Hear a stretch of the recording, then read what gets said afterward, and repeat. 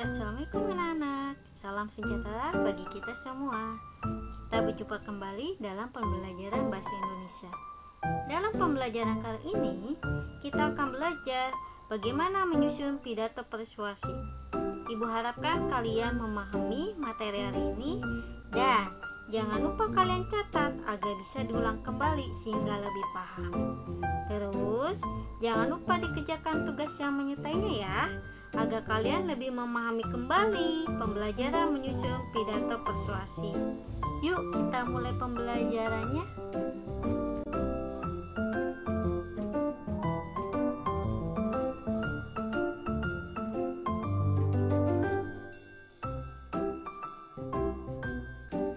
Langkah-langkah dalam menyusun pidato persuasi. Pertama kali yang harus kalian lakukan adalah tentukan tema atau topik pembahasan, karena ini adalah hal yang paling penting kalian dalam membuat sebuah pidato persuasif, karena tema merupakan landasan dalam pidato. Adapun hal-hal yang harus kalian perhatikan, yang pertama, perhatikan pendengar atau pembacanya. Tentunya topik yang diberikan oleh kalian dari segi pendidikan, dari segi usia maupun status sosial pasti berbeda. Yang kedua, mengetahui keadaan demografi. Kalian memberikan pidato pada masyarakat apa? Masyarakat perkotaan kah atau masyarakat pedesaan?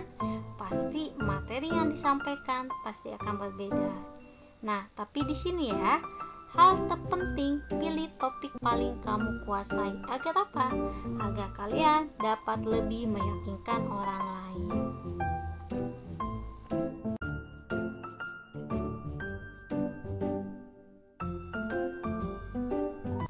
Tahapan yang kedua adalah tentukan tujuan. Jadi, kalian tentukan dulu nih tujuan pidato kalian untuk apa.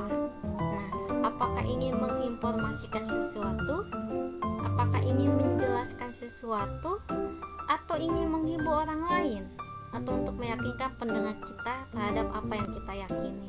Jadi tentukan dulu tujuan kalian agar pendengar memahami pesan yang ingin disampaikan oleh kita.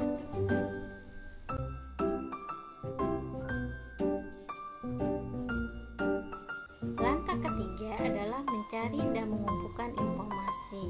Nah, di sini kalian bisa nih melakukan sebuah wawancara terhadap narasumber, atau misalnya mau cari di internet, di buku referensi, surat kabar, majalah, atau dan sebagainya. Nah, ini kenapa harus dilakukan? Sebagai bukti untuk memperkuat gagasan yang akan kalian sampaikan nanti.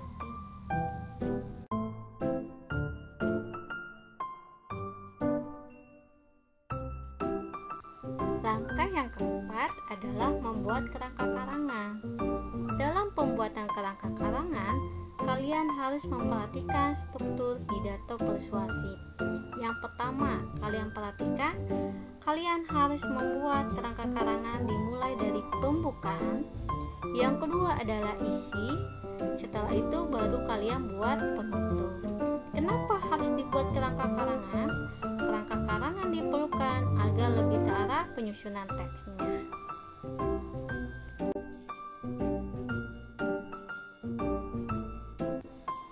Langkah terakhir dalam menyusun pidato persuasif, kalian mengembangkan kerangka karangan. Kerangka karangan ini dikembangkan berdasarkan struktur. Tapi di sini ya ada syarat-syaratnya. Pertama, gunakan kata-kata yang tepat. Yang kedua, menggunakan kalimat yang efektif. Misalkan jangan bertele-tele dan harus logis. Ketiga, menggunakan kaidah bahasa Indonesia. Nah, dalam kaidah bahasa Indonesia sudah kita pelajari di pembelajaran sebelumnya. Yang keempat, gunakan pendekatan etika berkaitan dengan moral, sosialnya. Gunakan pendekatan emotif atau emosinya, atau logikanya, atau sesuai dengan pemikiran yang logis. Nah, kenapa harus dilakukan nih syarat-syaratnya? Agar penyusunan pidato lebih padu dan sistematis sesuai struktur dan kebahasaannya. Selain itu, agar pidato persuasif yang kalian sampaikan kepada orang lain agar lebih dipahami dan lebih diterima oleh pendengar atau pembaca. Nah, udah paham kan ya? Di sini ada contoh kerangka karangan. Silakan kalian perhatikan dengan baik-baik, silakan kalian pahami.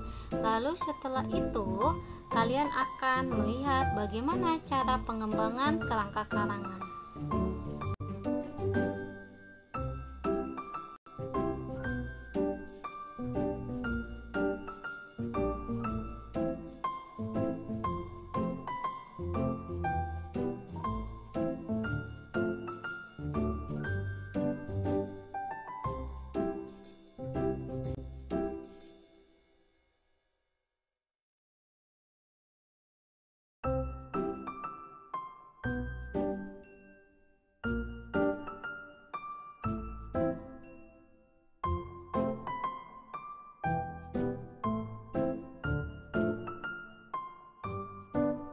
Setelah kalian memahami contoh kerangka karangan, di sini Ibu berikan contoh pengembangan kerangka karangan. Kalian ingat-ingat kembali kerangka karangannya seperti apa. Nah, kalian sesuaikan nih dengan pemahaman kalian yang terdapat dalam pengembangan kerangka karangan.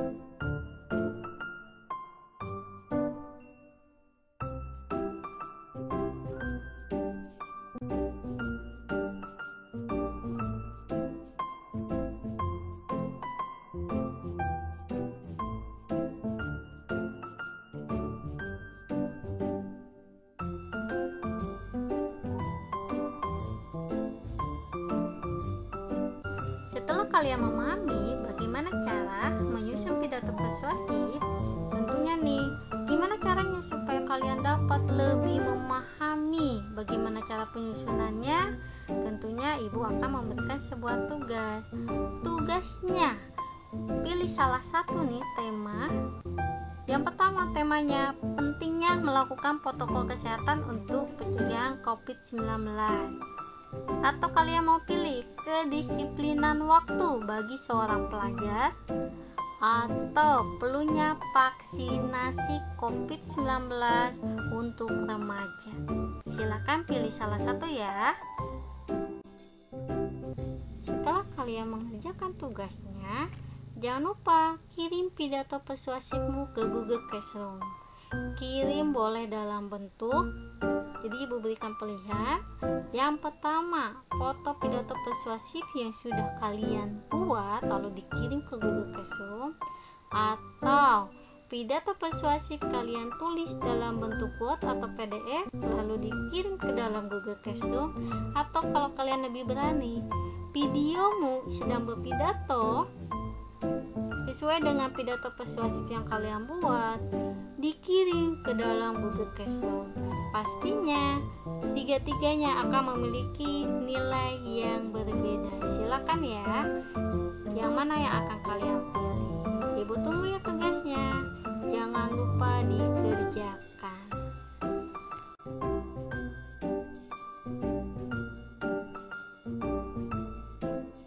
Pembelajaran pada hari ini selesai. Terima kasih bagi kalian yang sudah menyimak pembelajaran hari ini. Jangan lupa ya, nanti diulang kembali materi pembelajaran menyusun pidato persuasif, dan jangan lupa dikerjakan tugasnya. Sampai jumpa lagi ya di pembelajaran yang selanjutnya.